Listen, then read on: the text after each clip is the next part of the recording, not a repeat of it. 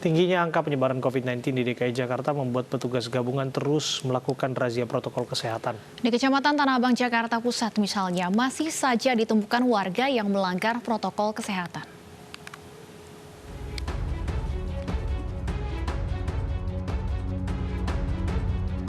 Tim gabungan Satpol PP, TNI, Polri, dan petugas Kelurahan Kampung Bali, Jakarta Pusat, Rabu pagi menggelar operasi protokol kesehatan di Jalan Jati Baru Raya Tanah Abang, Jakarta.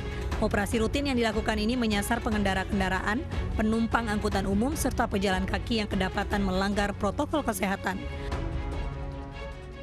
Meski angka penularan COVID-19 di DKI Jakarta terus meningkat, masih saja ada warga yang tidak patuh terhadap protokol kesehatan. Pelanggar yang terjaring razia kemudian didata dan harus menjalani sanksi sosial membersihkan jalan.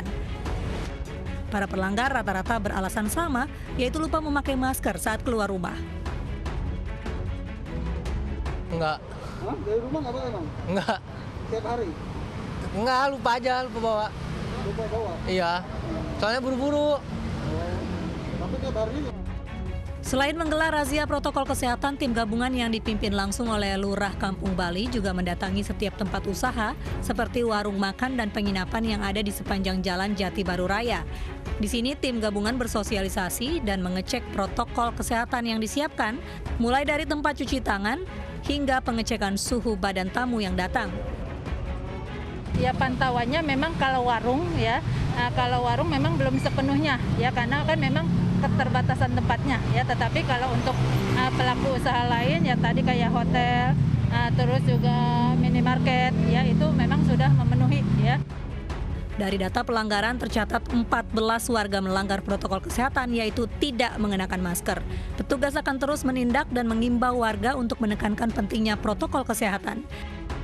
Dari Jakarta, Stephen Patinama, iNews melaporkan. Pemerintah Provinsi DKI Jakarta menyiapkan 25 hektar lahan Taman Pemakaman Umum Rorotan Jakarta menyusul semakin penuhnya TPU Pondok Rangon dan Tegal Alur. Untuk tahap awal, Pemprov DKI baru akan membuka seluas 8.000 meter yang bisa menampung 1.500 jenazah COVID-19.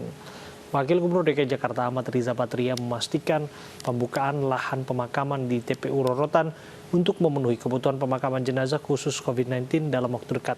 Pemprov DKI saat ini fokus membuka lahan 2 hektar dan 8.000 meter untuk 1.500 petak makam di tahap pertama. Rorotan kan udah kami sampaikan, udah kita siapkan, insya Allah akan siap. Berapa persen Itu kan ada 8.000 meter yang tahap 1.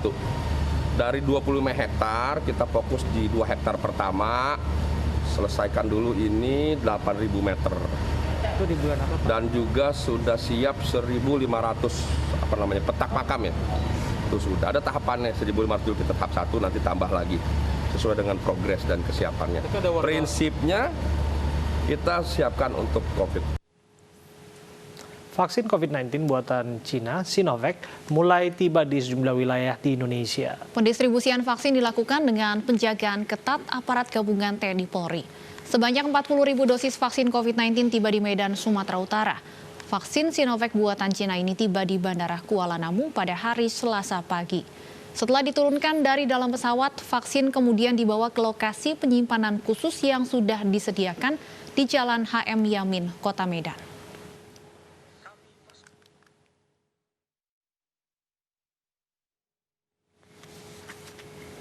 Presiden Joko Widodo bersedia menjadi orang yang pertama divaksin 13 Januari mendatang. Menurutnya pemerintah menargetkan dalam waktu 12 hingga 15 bulan, vaksinasi COVID-19 akan selesai diberikan kepada masyarakat. Pertama disuntik nanti saya, untuk menunjukkan bahwa vaksinnya aman,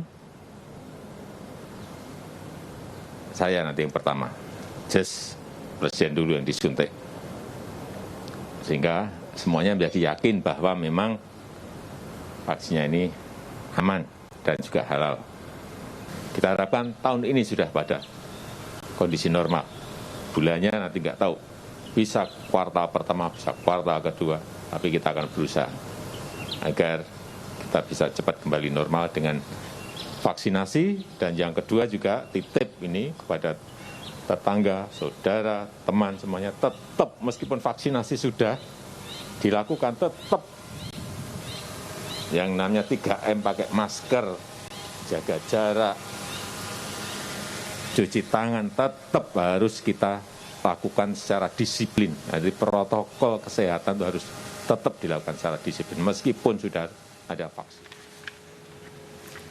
Kasus COVID-19 di Indonesia semakin merajalela hingga siang tadi penambahan kasus baru kembali rekor sebanyak 8.854 kasus. Berdasarkan data Satgas Penanganan COVID-19, hari ini tercatat 788.402 kasus terkonfirmasi, 652.513 sembuh, sementara total yang meninggal dunia mencapai 23.296.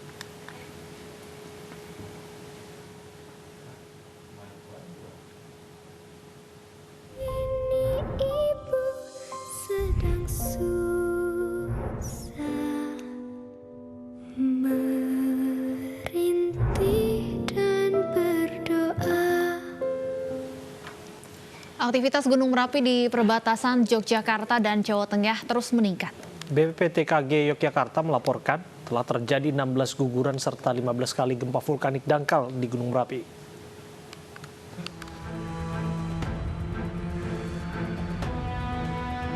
Aktivitas Gunung Merapi sudah memasuki fase erupsi. Magma sudah naik dan melewati bibir mulut Gunung Merapi. Keadaan ini direkam kamera termal Balai Penyelidikan dan Pengembangan Teknologi Kebencanaan Geologi BPPTKG Yogyakarta. Guguran material Merapi pun turun ke arah barat daya. Selain itu, Gunung Merapi juga membentuk kubah lava. Jadi intensitas material guguran ini menjadi salah satu indikator adanya aktivitas magma yang terus menuju ke permukaan gitu. Aktivitas Gunung Merapi terus dipantau apalagi sudah masuk dalam level siaga. Warga diimbau untuk tidak beraktivitas di radius 5 km dari puncak Gunung Merapi. Dari Yogyakarta, Gunanto Farhan, iNews melaporkan. Intensitas hujan yang tinggi menyebabkan ribuan rumah warga di Medan, Labuhan terendam banjir. Warga berharap pemerintah Kota Medan segera memperbaiki saluran air yang tersendat sehingga air hujan dapat mengalir. Air hujan mulai memasuki rumah warga setelah hujan deras selama 6 jam. Banjir tidak hanya merendam rumah warga, namun juga memutus akses jalan raya di Jalan KL Yosudarso sepanjang 17,5. Kelurahan Pekan Labuhan, Kecamatan Medan Labuhan, Sumatera Utara. Selain itu, warga memilih tidak mengungsi dan tetap berada di rumah untuk menjaga barang-barang berharga milik mereka. Tadi malam lebih kurang sekitar jam 11 lah udah mulai, jam 1 dini hari itu udah lebat lah itu. Sampai pagi, bahkan sampai saat ini. Jadi setiap sering hujan lebat, tempat ini sering kebanjiran? Sering. Bulan Desember 2 kali, inilah awal tahun 2021 ini pula agak dalam ini. Roti, kopi, teh deh. Sementara itu banjir di Pasuruan, Jawa Timur belum surut. 2 kelurahan terendam banjir antara 70 hingga 120 cm. Sementara di 5 kecamatan lainnya banjir sudah mulai surut.